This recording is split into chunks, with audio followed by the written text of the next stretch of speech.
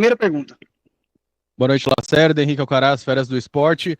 Queria que você explicasse principalmente as substituições. A saída do Robert, a saída do Dudu também, a saída do Daniel Lima, que estava dando uma consistência, ele estava fazendo um trabalho importante ali na frente, segurando a marcação.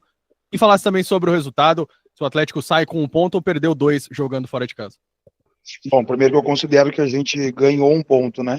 Claro que o Atlético, pela história, pela camisa, teria que vir aqui buscar pela vitória, mas a gente sabe do momento que a gente está vivendo dentro da competição, que a gente tem que retomar, e enfrentamos um adversário que vem fazendo uma campanha de retomada com resultados expressivos contra equipes da parte de cima da tabela. Então, acho que, obviamente, nosso objetivo era buscar a vitória.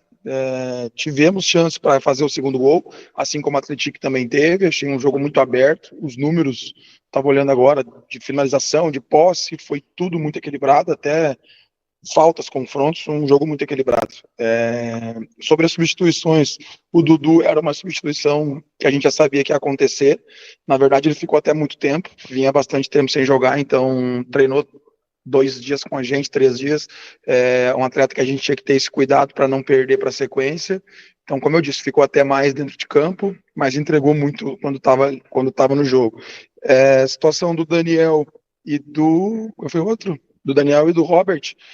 Situações de final de jogo, o Atlético começou a nos empurrar para trás, começou a volumar o jogo e a gente pensou em colocar um pouco mais de velocidade.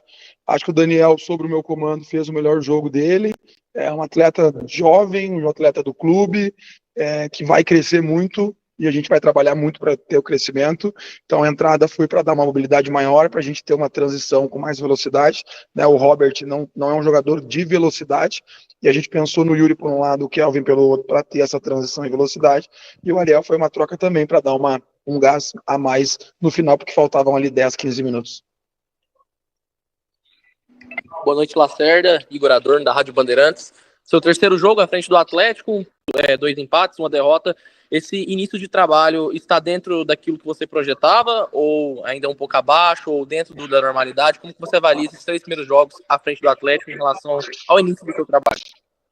Essa questão de avaliação não cabe a mim, né? Acho que vocês da imprensa têm o direito de fazer avaliações internamente no clube, o presidente, né? Eu estou aqui para trabalhar, para entregar resultados. É claro que a gente queria ter buscado vitórias, mas a gente teve 2 jogos fora e um em casa, esse em casa contra uma equipe que está fazendo uma grande competição, que está no G4, que é a Chapecoense.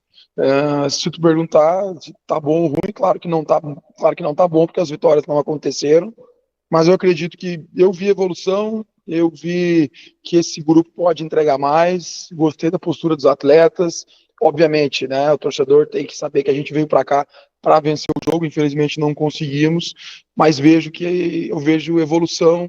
A gente teve a primeira semana aberta, já vi um time que conseguiu propor mais o jogo, tivemos mais posse de bola no segundo, e quando a gente fala de posse, fica muito relativo, mas não, a gente teve o controle, conseguiu empurrar o Atlético para trás.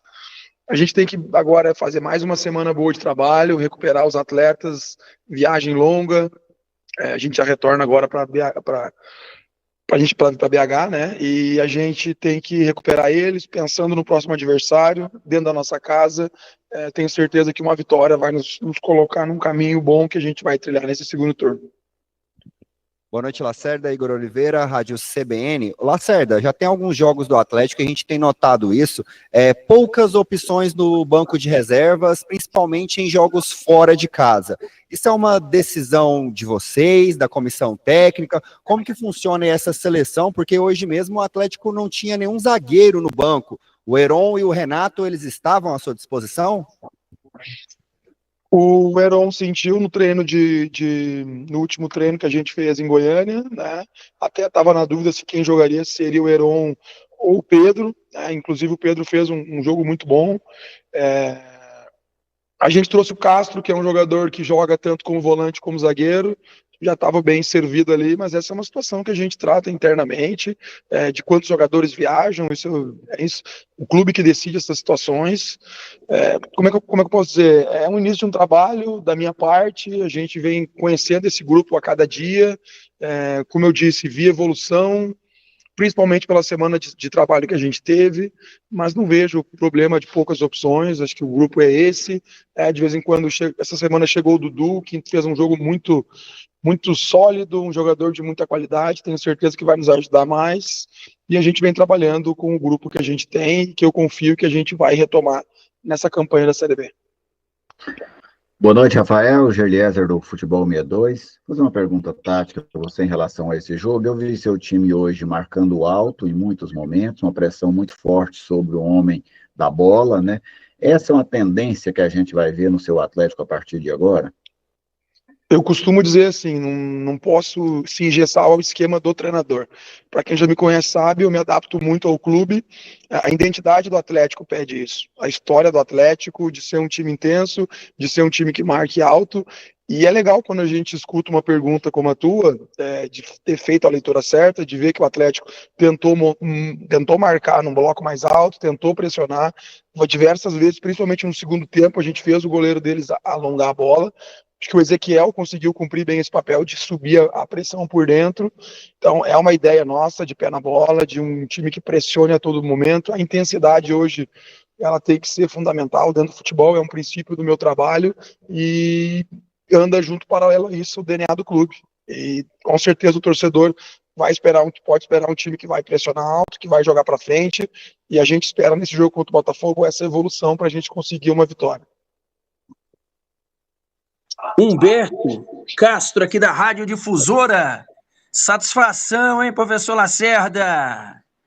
O presidente Atos está no mercado aí para contratar. Eu queria saber se você, de alguma forma, participa, indica, vê algum nome no mercado ou deixa tudo por conta dele? Não, a gente participa ativamente.